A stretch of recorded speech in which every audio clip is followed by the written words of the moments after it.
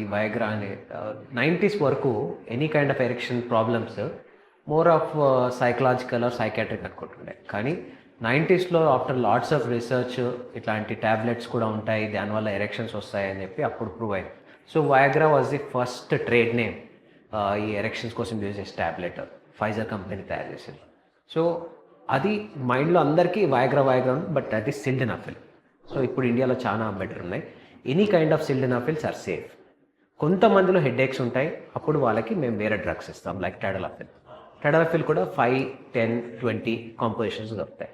Any patient ఎవరైనా కానీ erection problem ఉంటే హ్యాపీగా సిల్డెనాఫిల్ కానీ టెడలాఫిల్ కానీ ఈ రెండిట్లో ఎవరికైనా కొంతమందిలో సిల్డెనాఫిల్ వాడినాక హెడేక్స్ వస్తాయి, కొంతమందిలో టెడలాఫిల్ వాడిన తర్వాత severe back pain, leg pains వస్తుంటాయి, మయాలజియా ఉంటుంది. సో అట్లాంటి వాళ్ళకి ఇంకో కొత్తగా వచ్చింది అవనాఫిల్.